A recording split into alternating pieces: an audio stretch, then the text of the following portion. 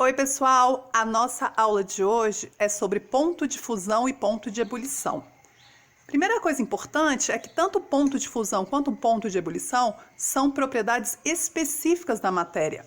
O que significa dizer que são propriedades específicas? Significa dizer que eu posso utilizar essas propriedades para identificar o material, ok? Então, assim como a densidade que a gente já viu anteriormente, ponto de fusão e ebulição são propriedades específicas. Um químico ele pode fazer uso dessas propriedades para tentar identificar o material de qual é formado algum objeto, por exemplo.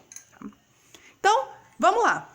Primeira coisa importante, galera, é que hoje, nessa aulinha, eu vou falar sobre ponto de fusão e de ebulição de substâncias. E vocês já aprenderam em aulas anteriores a diferença entre substâncias e misturas. Bora recordar brevemente? Bom, então, a matéria ela pode ser classificada, como vocês já viram, como substância ou mistura. A diferença entre substância e mistura refere-se ao tipo de molécula, à quantidade de tipos de moléculas que aquela matéria é formada. Se a matéria ela é formada por apenas um tipo de molécula, a gente vai chamar de substância. Substância pura, né?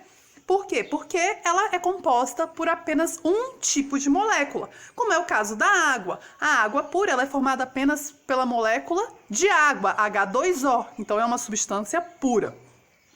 Já a mistura, ela é formada por mais de um tipo de molécula. Então, por exemplo, se eu pego agora essa água pura e coloco sal, eu estou introduzindo cloreto de sódio, NaCl. E eu não tenho apenas H2O, eu não tenho apenas água nesse sistema. Eu tenho, além da molécula de água, eu tenho também o cloreto de sódio. Logo, eu vou chamar isso de mistura, porque eu tenho mais de uma molécula. No caso das substâncias, galera, que é o nosso foco nessa aulinha, as substâncias elas podem ser classificadas como substâncias simples ou substâncias compostas. E quando eu classifico a substância, eu estou me referindo agora à quantidade de átomos que vão formar a molécula que compõe aquela substância. Então, se eu tenho uma substância que eu já sei que é formada por apenas uma molécula, e essa molécula é formada por apenas um tipo de átomo, eu tenho uma substância simples, como é o caso, por exemplo, do oxigênio molecular, do gás nitrogênio, ok? Então, isso é exemplo de substância simples. Agora, se eu pego uma substância e ela é formada por mais de um tipo de átomo, então aqui eu estou trabalhando com átomo, eu tenho que aquela substância ela é uma substância composta. Exemplo, a água. A molécula de água é formada por 2 átomos de hidrogênio e 1 átomo de oxigênio. Logo, é uma substância pura composta. O gás carbônico. Se eu tiver um recipiente que contenha apenas gás carbônico, eu estou trabalhando com substância. Por quê? Porque eu tenho apenas a molécula de gás carbônico. Mas é uma substância composta, porque o gás carbônico é formado por 2 átomos de oxigênio e 1 de carbono. Tranquilo? Então, é isso. Então, como eu falei, nessa aula a gente vai comentar sobre ponto de fusão e ponto de ebulição de substâncias puras. E a gente vai usar como exemplo a água, ok? Só para recordar, então, o que é o ponto de fusão. O ponto de fusão é a temperatura que vai começar a passagem do estado sólido para o estado líquido. Reparem que o ponto de fusão é o ponto de início da transformação de sólido para líquido. É uma temperatura onde se inicia essa transformação. Já o ponto de ebulição é a temperatura que vai começar a passagem do estado líquido para o gasoso. Então, assim como o ponto de fusão, o ponto de ebulição também é um ponto de início de transformação. Só que no caso da ebulição, é o ponto de início da transformação de líquido para gasoso. Então, usando como exemplo a água, a gente sabe que para a água, ao nível do mar, onde a pressão é de 1 atm, a gente tem que o ponto de fusão dela, ou seja, a temperatura em que a água sólida vai se transformar em água líquida, é igual a 0 graus Celsius. E o ponto de ebulição da água, ou seja, a temperatura em que a água líquida vai se transformar em vapor, é de 100 graus Celsius, tá? Então, se a gente pegar essa reta aqui, o que a gente observa? Conforme a gente vai fornecendo calor para a água, ela vai passando do estado sólido para o estado líquido, para o estado gasoso. A gente tem que lembrar, galera, que no estado sólido as moléculas elas estão mais próximas, então a agitação é menor. Conforme a gente vai dando calor para o sistema, a agitação das moléculas vai aumentando. Consequentemente, isso faz com que aquela matéria que estava inicialmente no estado sólido passe para o estado líquido. Se a gente continuar fornecendo calor, a agitação das moléculas aumenta ainda mais. E dos 3 estados físicos básicos, a gente sabe que o estado físico com maior grau de agitação das moléculas é o gasoso. Então, se a gente fornece calor para uma matéria líquida, a agitação das moléculas aumenta até que ela passe para o estado gasoso, onde a agitação molecular é maior, ok? Então, se a gente pegar essa linha reta aqui de temperatura, a gente está tendo um aumento da temperatura, certo? Porque eu estou fornecendo calor. Existe, então, um ponto, que é o chamado de ponto de fusão, onde a água ela vai passar para o estado líquido. O ponto de fusão da água, a gente sabe que é 0 graus Celsius. Então, eu vou colocar aqui que é o 0 graus Celsius, esse ponto. Já nesse outro ponto aqui, chamado de ponto de ebulição, o que a gente tem? A gente tem a passagem da água para o estado gasoso. E isso ocorre a 100 graus Celsius. Tranquilo? Então, reparem que se eu traçar essa linha, eu sei que se a substância ela estiver abaixo do seu ponto de fusão, significa dizer que ela está no estado sólido. Então, a água abaixo de 0 graus, ela está no estado sólido. Já, se a substância ela estiver a uma temperatura entre o seu ponto de fusão e o seu ponto de ebulição, ela vai estar no estado líquido. Então, a água a temperaturas entre 0 e 100 graus Celsius, ela está na fase líquida. Já, se a gente tiver a substância a uma temperatura acima da temperatura de ebulição, ou seja, do seu ponto de ebulição, ela vai se encontrar na forma gasosa. Então, acima de 100 graus, a gente tem que a água ela está na fase gasosa, ela formou vapor. Tranquilo, pessoal? Então, vamos fazer um experimento simples agora para a gente observar esse processo que ocorre com a água de transformação do estado sólido para o líquido e do líquido para o gasoso. Pessoal, então vamos fazer um experimentozinho aqui, ó, bem simples. Eu coloquei gelo nesse copo e eu estou utilizando um termômetro de precisão para aferir a temperatura do sistema. Atualmente está diminuindo a temperatura, no momento está marcando 4 graus Celsius, mas vocês vão ver que ela vai tender a diminuir naturalmente, né? Porque eu estou basicamente medindo a temperatura do gelo. Então, vamos ver o que vai acontecer? Pessoal, então já faz um tempo que eu coloquei aqui o termômetro, o processo de fusão, ou seja, de transformação do gelo em água líquida, ele já se iniciou. E agora o termômetro ele está marcando 0 graus Celsius. A gente sabe que a temperatura de fusão da água é 0 graus Celsius, né? A pressão de 1 atm e supondo que a água ela esteja pura.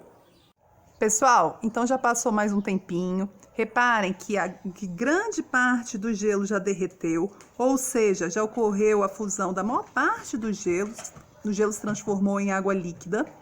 E a temperatura, ela se mantém constante ao longo de todo o processo de fusão que está ocorrendo nesse sistema, a temperatura ela se mantém a 0 graus. Significa, gente, que o ponto de fusão da água é 0 graus, ou seja, a temperatura que inicia o processo de fusão é 0 graus. E essa temperatura, ela se mantém constante ao longo de todo o processo. Isso porque todo o calor recebido pelo sistema, ele é utilizado na transformação do estado sólido para o estado líquido. Pessoal, finalizando aqui o nosso experimento, reparem que no sistema eu tenho uma grande quantidade de água já e a temperatura se mantém a 0 graus, o que significa dizer que, para substâncias puras, a partir do momento que a substância ela atinge o seu ponto de fusão, a temperatura do sistema vai se manter constante até toda a transformação física ocorrer, ou seja, até todo o gelo, nesse caso, derreter e se transformar em água líquida. Só depois que a gente estiver no sistema apenas água líquida, é que a temperatura ela vai voltar a subir, ok? Então, resumindo, graficamente, o que a gente observou nesse experimento que a gente fez. Bom, eu tenho então esse gráfico onde no eixo Y eu mostro a variação da temperatura em graus Celsius e no eixo X eu mostro a variação do tempo, ok? O que a gente observou? A gente observou que no processo de fusão, inicialmente a gente tinha a água no estado sólido e a gente foi fornecendo calor, ou seja, aumentando a temperatura, até que a gente chegou a uma temperatura que é a temperatura de 0 graus Celsius, certo? O que aconteceu a partir do momento que a gente chegou a 0 graus? A temperatura do sistema, ela se manteve constante ao longo do tempo. Então, inicialmente, eu tive um aumento da temperatura do sistema, até que o sistema atingiu a temperatura de 0 graus Celsius, que é nada mais do que o ponto de fusão da água, e a 0 graus, a temperatura se manteve constante até todo o gelo ter fundido, ou seja, ter passado para o estado líquido. A partir do momento que ocorre a passagem para o estado líquido, a gente vai ter novamente o aumento da temperatura do sistema. Tranquilo? Então, reparem que nesse momento inicial, o que eu tinha? Eu tinha gelo, logo eu tinha a matéria no estado sólido. Durante a fusão, a temperatura de 0 graus permanece constante e ao longo desse tempo eu tenho um sistema onde eu encontro tanto sólido quanto o líquido. A partir do momento que todo gelo se transformou em água líquida, ou seja, o processo de fusão foi finalizado, eu vou ter apenas líquido e a temperatura ela se eleva novamente. A temperatura do sistema ela começa a aumentar novamente. Tranquilo? Pessoal, então vamos ver o que acontece agora com a temperatura de ebulição, o processo de ebulição. Lembrando que ebulição é um tipo de vaporização onde o líquido, no caso a água, ele vai passar para o estado gasoso, só que nós vamos fornecer de forma artificial calor. E para que isso ocorra, para que essa passagem ocorra, obrigatoriamente o líquido ele tem que atingir a sua temperatura de ebulição.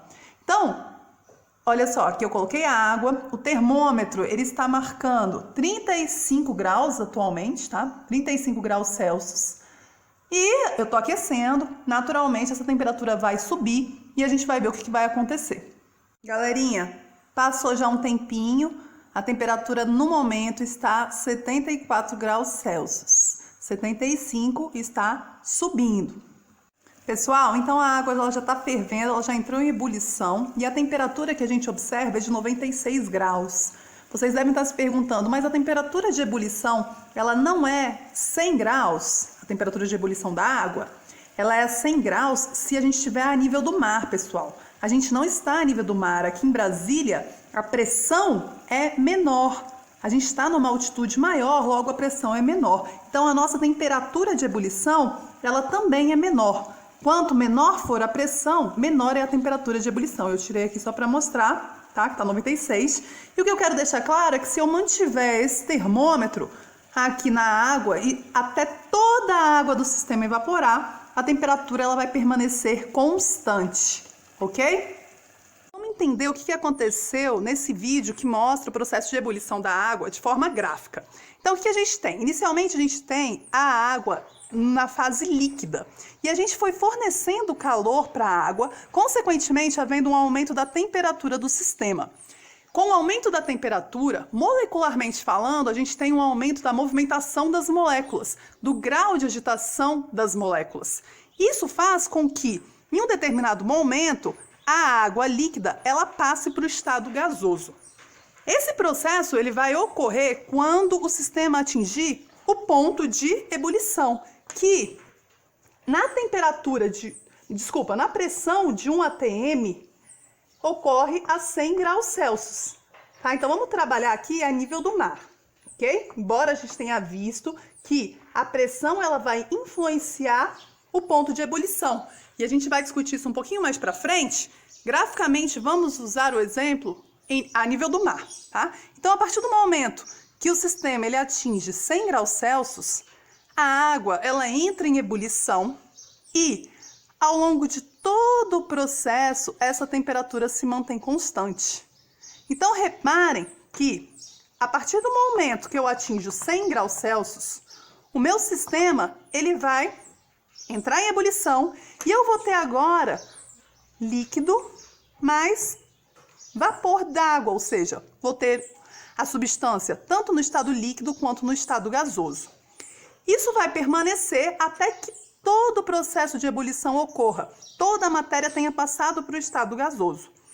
A partir daí, eu vou ter novamente o aumento da temperatura do sistema. Então, reparem que, graficamente, o que eu tenho para uma substância pura, como a água? Eu tenho que, na temperatura de fusão e na temperatura de ebulição, né, ao longo do processo, a temperatura ela permanece constante. Então, durante todo o processo de fusão, eu tenho uma temperatura constante de 0 graus, no caso da água, e durante todo o processo de ebulição, eu tenho uma temperatura constante de 100 graus, no caso da água, em condições ambientais a nível do mar. Ok? Pessoal, para finalizar essa nossa aula sobre ponto de fusão e ebulição, eu queria falar um pouquinho para vocês sobre a influência da pressão no ponto de ebulição. Para isso, a gente vai usar como exemplo o funcionamento da panela de pressão. Vocês já devem ter reparado que quando a gente usa a panela de pressão no cozimento dos alimentos, os alimentos cozinham mais rápido. Mas por que isso acontece? Então, primeiro a gente tem que entender como é que funciona essa panela. Como o próprio nome diz, a panela de pressão se baseia no aumento da pressão atmosférica internamente. Então, quando a gente coloca um alimento para cozinhar, como no exemplo a gente tem o ovo, não sei o que é isso, tá? Batata, que seja, e a gente coloca nessa panela, a gente coloca também água. E a gente fecha a tampa de forma a vedar bem, tá? E coloca no fogo e a temperatura vai aumentando. Então, consequentemente, a temperatura da água vai aumentando, o grau de agitação das moléculas vai aumentando e essa água ela vai tender a formar vapor, né? Vai ocorrer uma expansão e a formação de vapor. Esse vapor interno ele vai fazer com que haja um aumento da pressão interna. O que é pressão? Vocês têm que entender que pressão é uma força que age sobre algo.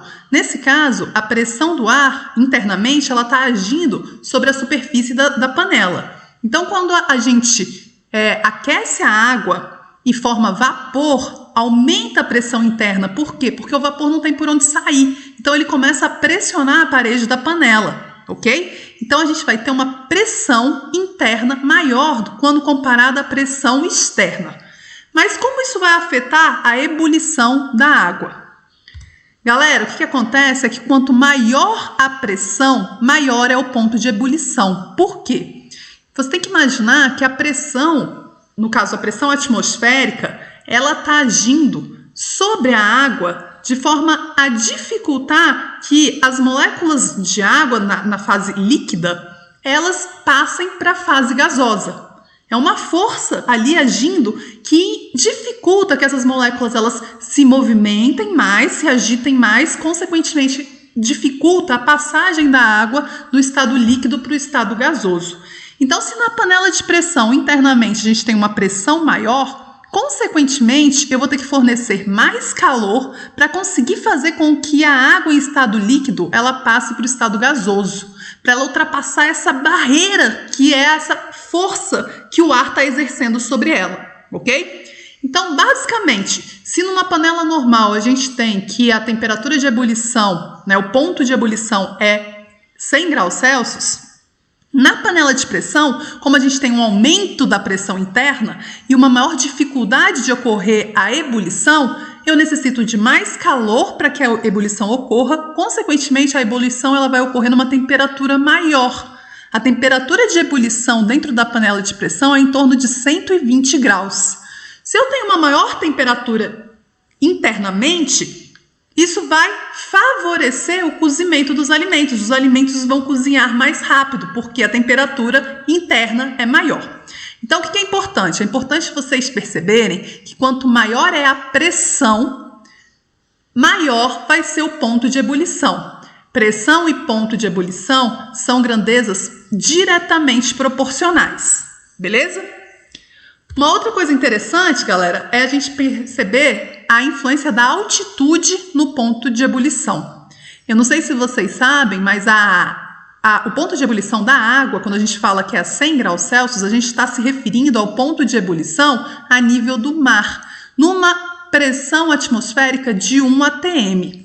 Entretanto, em cidades que não estão a nível do mar, o ponto de ebulição não é exatamente 100 graus. Tá? Por que isso acontece? Olhem essa imagem. Então, a gente tem aqui o exemplo do Rio de Janeiro, que está a nível do mar. Tá? A altitude dele, então, a gente vai colocar como 0. A altitude de São Paulo, que é em torno de 750 metros acima do nível do mar. E a cidade do México, que está a 2.240 metros acima do nível do mar. Primeira coisa que a gente tem que perceber é onde é que a pressão atmosférica é maior. Em qual cidade aqui a gente tem uma maior pressão atmosférica? A gente lembra que a pressão atmosférica é a força que, no caso, o ar está exercendo sobre algo. E a pressão atmosférica ela vai ser maior quando eu tiver uma maior coluna de ar. Então, olha só, olha a coluna de ar sobre a cidade do Rio de Janeiro, sobre a cidade de São Paulo e sobre a cidade do México. Concorda que eu tenho uma maior coluna de ar sobre o Rio de Janeiro? Consequentemente, a pressão atmosférica no Rio de Janeiro ela vai ser maior. Se a pressão é maior, concordam que é mais difícil a água entrar em ebulição? Então, eu preciso de uma maior temperatura de ebulição para que a água saia do estado líquido e passe para o estado de vapor, para o estado gasoso, ok? Então, onde eu tenho uma menor altitude, eu tenho uma maior pressão, consequentemente eu tenho uma maior temperatura de ebulição, um maior ponto de ebulição. Então, dessas 3 cidades, o ponto de ebulição da cidade do México é o menor, já que a pressão atmosférica é menor, seguido pelo ponto de ebulição na cidade de São Paulo, e o maior ponto de ebulição que eu tenho é no Rio de Janeiro, onde a pressão atmosférica é maior. Tranquilo, galerinha? Para finalizar essa aulinha, eu trouxe 3 exercícios de fixação. Então, esse primeiro exercício, ele fala um pouquinho da parte inicial da nossa aula. Então, olha lá, o que a gente tem? Que o ponto de fusão do ferro é igual a 1.530 graus Celsius. Lembrando que o ponto de fusão é a temperatura em que uma substância, no caso o ferro, ele passa do estado sólido para o estado líquido. Já o ponto de ebulição é de 2.450. O ponto de ebulição é a temperatura em que uma substância ela passa do estado líquido para o estado gasoso. Ok.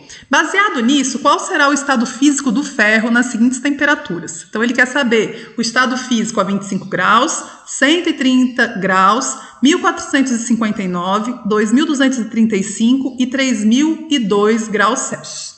Galera, se você tiver um pouquinho de dificuldade de fazer isso de cabeça, o que eu sugiro? Eu sugiro que você inicialmente trace uma reta, como se fosse uma reta mostrando o aumento da temperatura, ok? E você vai marcar nessa reta o ponto de fusão e o ponto de ebulição daquela substância que você está analisando. Então, no caso, o ponto de fusão do ferro é 1.530 e o ponto de ebulição é 2.450. Com isso, a gente sabe que se o ferro ele estiver a uma temperatura menor do que o ponto de fusão, ele vai estar no estado sólido. Entre o ponto de fusão e o ponto de ebulição, a gente vai ter o ferro no estado líquido. E acima do ponto de ebulição, o ferro vai se encontrar no estado gasoso, tá? E aí fica fácil, é só a gente verificar essas temperaturas nessa reta. Então, por exemplo, 25 graus, 130 graus e 1.459 graus estão abaixo do ponto de fusão, ou seja, o ferro a essas temperaturas ele está no estado sólido. Já a temperatura de 2.235 ela encontra-se entre o ponto de fusão e o ponto de ebulição, o que significa que o ferro está no estado líquido a essa temperatura. E por último, a temperatura de 3.002 graus Celsius, ela ocorre acima do ponto de ebulição do ferro, ou seja, o ferro ele já está no estado gasoso. Então é muito simples, é só vocês fazerem essa linha se vocês não tiverem facilidade, né, de fazer de cabeça. Próximo exercício. O gráfico a seguir representa a curva de resfriamento da água pura a pressão constante de 1 atm. Esse exercício ele foi retirado, galera, do site do Brasil Escola, tá? E o que é interessante nesse exercício é que normalmente a gente trabalha com a curva aumentando a temperatura, né, de aquecimento. A gente normalmente trabalha com a curva de aquecimento, que foi o exemplo que eu dei para vocês na aula. Esse exercício ele traz a curva de resfriamento da água pura. E ele fala que é 1 atm. Se ele fala que é 1 atm, a gente já sabe que a temperatura de ebulição da água é 100 graus Celsius e a temperatura de fusão da água é 0 graus Celsius. E aí você tem que julgar se são verdadeiras ou falsas as afirmações. Então vamos lá. Então, galera, a primeira coisa que a gente tem que observar é que, por ser um gráfico de resfriamento, a gente está partindo do estado gasoso. Reparem, a substância, a linha do gráfico, ela parte de uma temperatura acima de 100 graus, ou seja, a água ela está no estado gasoso. E aí vai ocorrendo o resfriamento até a água chegar ao estado sólido. Então vamos lá. Então a letra A ela fala que o fenômeno que ocorre na região B da curva é a solidificação. Verdadeiro ou falso? Galera, essa afirmativa é falsa, né? Porque olha só, a gente está partindo do estado gasoso, numa temperatura acima de 100 graus. Aí, essa temperatura ela vai diminuindo, consequentemente, a água que está como vapor, né, que se encontra aqui em A como vapor, ela vai condensar. Então, o que eu tenho aqui na região B é o processo de condensação, que é a transformação da água no estado de vapor para o estado líquido. Olha que interessante, pessoal. A temperatura, o ponto de condensação, ele é o mesmo do ponto de ebulição. A condensação ela vai ocorrer a 100 graus Celsius, assim como a ebulição vai ocorrer a 100 graus Celsius, porque nesse momento, nesse platô aqui da curva, a gente tem água tanto no estado gasoso, né, em vapor, quanto água no estado líquido, ok? Então a letra A é falsa. B, na região C da curva há somente a fase sólida. Pessoal, a região C ela se localiza entre a temperatura de ebulição, que é 100 graus Celsius, e o ponto de fusão, a temperatura de fusão, que é 0 graus Celsius. Então aqui o que eu tenho? Eu tenho água no estado líquido, ok? Então é falsa também. Nas regiões B e D da curva, a temperatura permanece constante. Perfeito, né? Isso é o que mostra o gráfico e a gente já sabe que tanto durante o processo de ebulição ou condensação, quanto no processo de fusão ou solidificação, a temperatura ela vai permanecer constante porque todo o calor que o sistema recebe, ele vai ser utilizado justamente para a transformação física da matéria, ok? Então é verdadeiro, né? E a D diz que na região D da curva, coexistem as fases sólida e líquida. Perfeito, né? O que a gente tem aqui? A gente tem água no estado líquido, na região C, e aí eu chego nesse ponto onde ocorre a solidificação, porque eu estou resfriando, e nesse momento eu tenho tanto água no estado sólido, quanto água no estado líquido. Quando todo o processo de solidificação terminar, aí a temperatura ela volta a cair e aí eu só vou ter água no estado sólido na letra E. Tranquilo? Então a letra D também é verdadeira. Então o último exercício, pessoal. O último exercício é um exercício que eu modifiquei, da Universidade Federal de Santa Maria, que diz o seguinte: quando se está ao nível do mar, observa-se que a água ferve a uma temperatura de 100 graus. Subindo uma montanha de 1.000 metros de altitude, observa-se que... Então, é essa a ideia, né? Como é que a altitude influencia na temperatura de ebulição da água? O que a gente tem que lembrar? Que quanto maior for a altitude, menor é a coluna de ar, logo menor é a pressão atmosférica. E se a pressão atmosférica ela é menor, significa dizer que a a temperatura de ebulição da água vai ser menor também. Ela vai ferver a uma temperatura menor, tranquilo? Então, com base nisso, a resposta correta seria a letra C, né? Se a gente tem uma maior altitude, a água ela ferve numa temperatura menor, pois a pressão atmosférica é menor. Tranquilo, pessoal? Espero que sim, espero que tenham gostado. Até a próxima e tchau, tchau. Oi, pessoal! A nossa aula de hoje é sobre ponto de fusão e ponto de ebulição. Primeira coisa importante é que tanto o ponto de fusão quanto o ponto de ebulição são propriedades específicas da matéria. O que significa dizer que são propriedades específicas? Significa dizer que eu posso utilizar essas propriedades para identificar o material, ok? Então, assim como a densidade que a gente já viu anteriormente, ponto de fusão e ebulição são propriedades específicas. Um químico ele pode fazer uso dessas propriedades para tentar identificar o material de qual é formado algum objeto, por exemplo. Então, vamos lá. Primeira coisa importante, galera, é que hoje, nessa aulinha, eu vou falar sobre ponto de fusão e de ebulição de substâncias. E vocês já aprenderam em aulas anteriores a diferença entre substâncias e misturas. Bora recordar brevemente?